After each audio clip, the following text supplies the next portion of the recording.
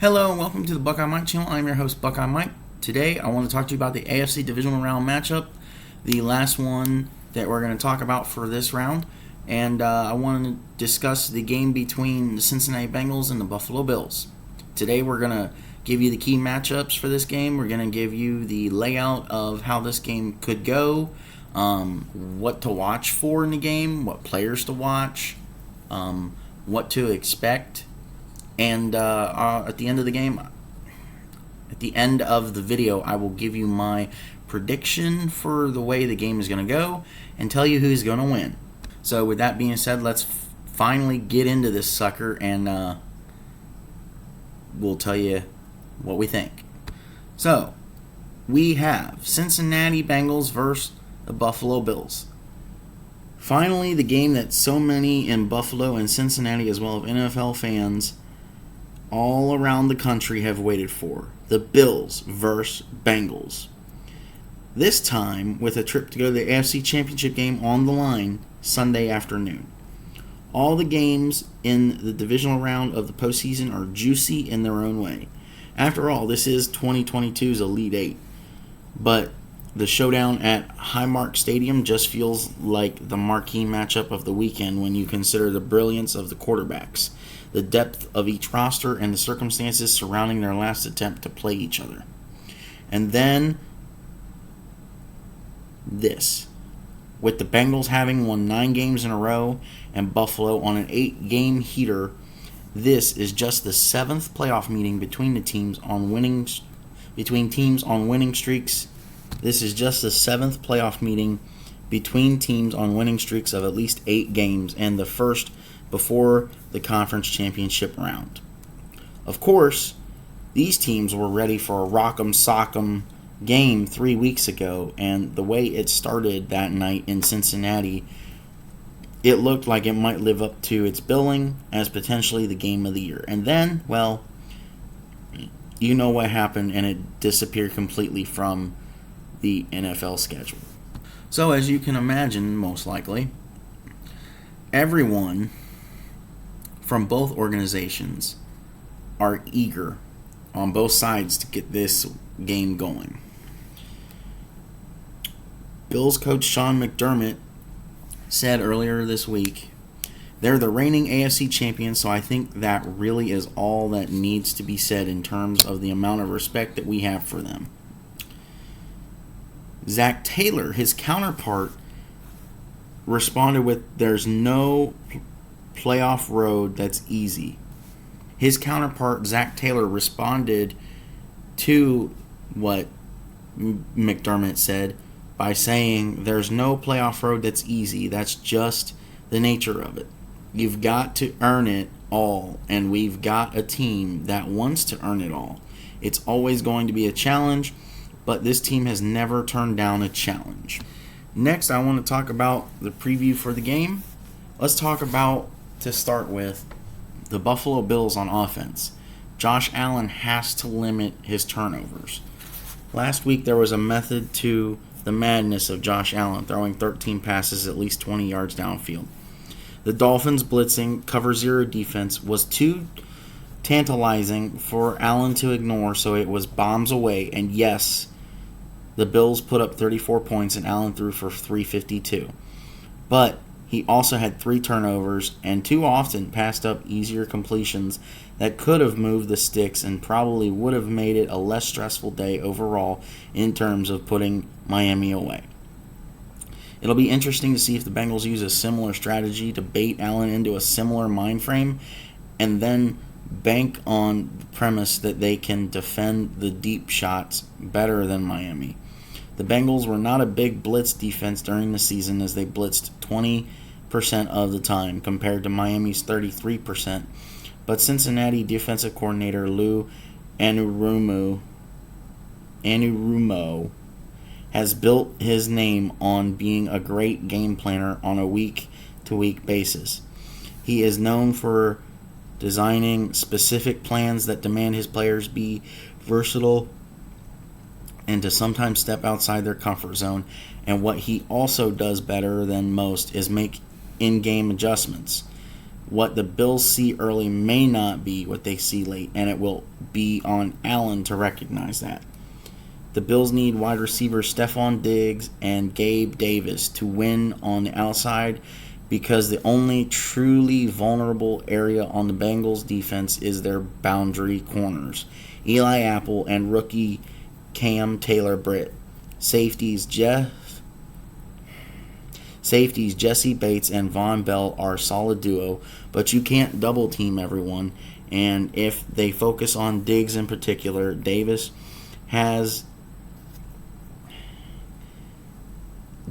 and then whoever is in slot, Isaiah McKenzie, Khalil Shakir, and Cole Beasley, plus tight end Dawson Knox,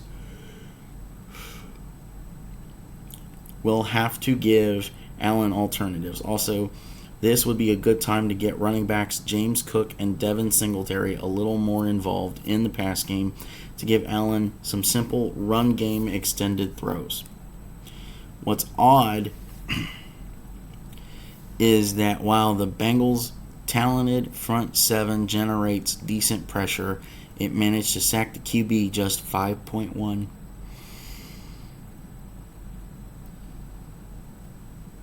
What's odd is while the Bengals' talented front seven generates decent pressure, it managed to sack the QB just 5.1% of its pass rushing downs, fourth lowest in the NFL. With edge rushers like Sam Hubbard and Trey Hendrickson, plus powerful defensive tackles DJ Reader and BJ Hill, you would expect more. But this week, those guys are going against a Bills offensive line that has been average all season and just gave up 7 sacks to the Dolphins. For the Buffalo Bills on defense, the key is to make Joe Burrow uncomfortable.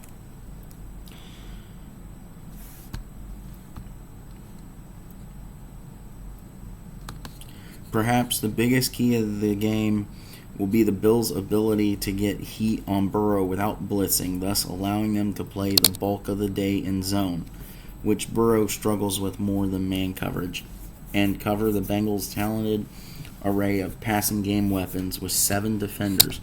Buffalo's pass rush has been more underwhelming since Von Miller went down on Thanksgiving, and since then it has needed to blitz more often than Leslie Frazier prefers in order to get pressure. Blitzing Burrow is not a great strategy. He's been blitzed 18.6% of his dropbacks, and his passer rating is a phenomenal 112.3 with 12 touchdowns, 3 interceptions, and 8.2 yards per attempt, so it's incumbent on the front 4 to play well. The good news for the Bills is they may not need to send extra rushers because the Bengals will be without 3 offensive line starters. Right tackle La'el Collins, left tackle Jonah Williams, and left guard Alex Kappa. Their anticipated replacements, Hakeem Adeniji, Jackson Carman, and Max Schraping, as you might expect, simply aren't as effective.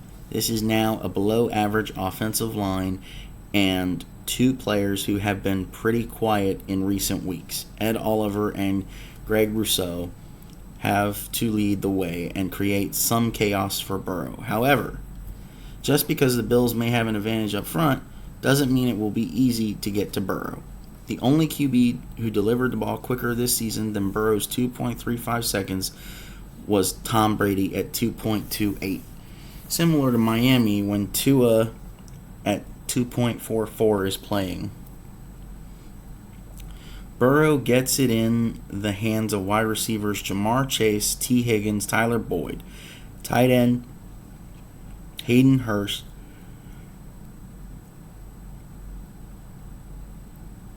and running back Joe Mixon early, and then they go to work. According to Pro Football Focus, Burrow's average depth of target is 7.5 yards.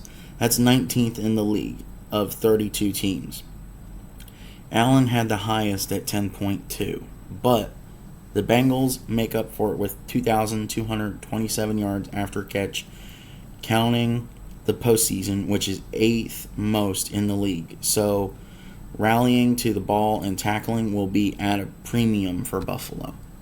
Another key for Frazier is to be multiple in his calls. The Bills are typically very good at disguising coverage, and if they can make Burrow think for a split second longer and perhaps push him to a second or third read, that could lead to success. As for the run game, the Bengals haven't had much of one all year. Their best total in the last 4 games is 73 yards, and this season they were under 90 yards in 11 of 17 games. The Bills have to account for Mixon, but the primary focus has to be on defending the pass. Now, here are the 3 keys to victory for the Cincinnati Bengals if they expect to get to their second consecutive AFC Championship game. First, you have to force turnovers, Cincinnati. For anyone who has watched the Bills throughout the season, you won't be surprised to learn that the Bills turn the ball over at an alarmingly high rate. According to Blake Jewell, the Bills finished the season with the 3rd most turnovers, while Cincinnati has the 4th fewest. The Bills showed that they're no strangers to turning the ball over in their narrow wild card win over the Dolphins, as Josh Allen threw 2 interceptions and lost 1 fumble during the game. If the Bengals can get multiple turnovers in this game, I'm not sure how they can lose. Key number 2, keep Joe Burrow upright. Despite their 4 sacks on Skylar Thompson last week, the Bills' pass rush has not been the same without Von Miller. The 2-time Super Bowl champ was a huge get for Buffalo and had 8 sacks in 11 games. The pass rush is one of the biggest weaknesses for the Bills. This bodes well for a Bengals offensive line that has been decimated by injuries, now having to play backups at left tackle, right guard, and right tackle.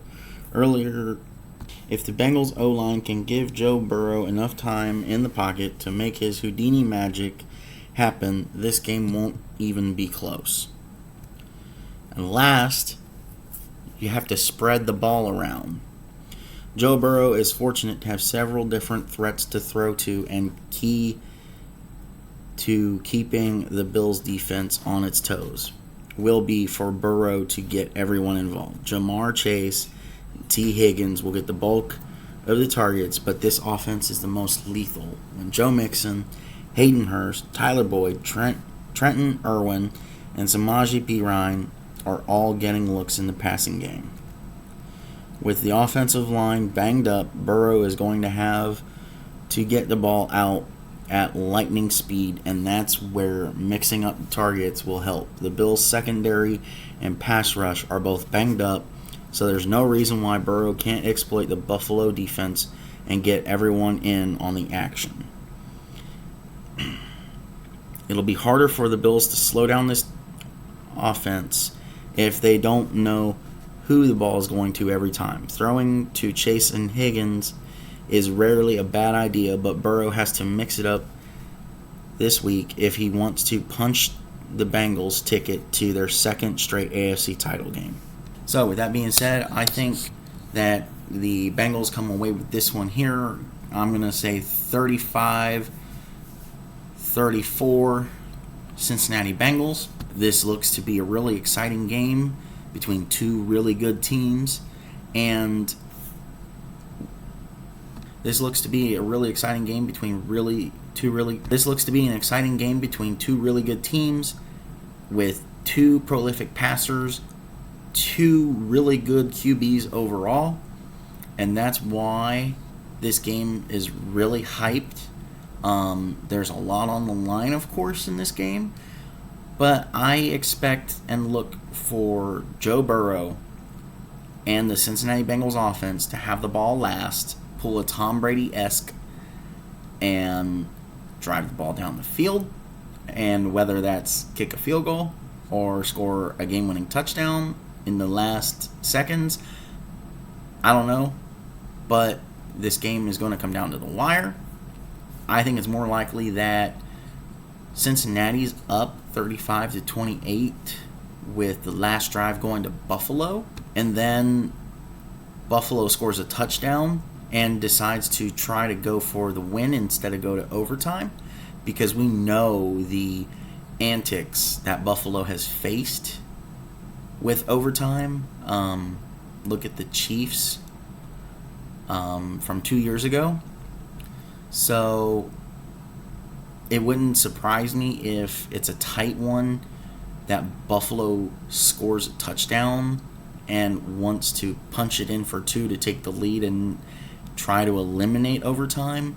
But overall, as a whole, I feel like the Buffalo defense is a little less of what they were at the beginning of the year, mostly because of the key loss of Von Miller. So with that being said, I think, like I said, this one's going to be close. It may come down to the wire. I also may be completely wrong. I may be completely wrong about all the previews I have released this week. So we will see, and we will get a good look at what happens nationally this Sunday on television at 3 o'clock. So everyone tune in, enjoy the game. We'll see you back here next time. I am your host, Buckeye Mike. Thank you for coming to and hopefully subscribing to the Buckeye Mike channel. Do not forget to comment, like, and subscribe, and hit the notification bell so you never miss another video. Thank you very much, and everyone, have a good one.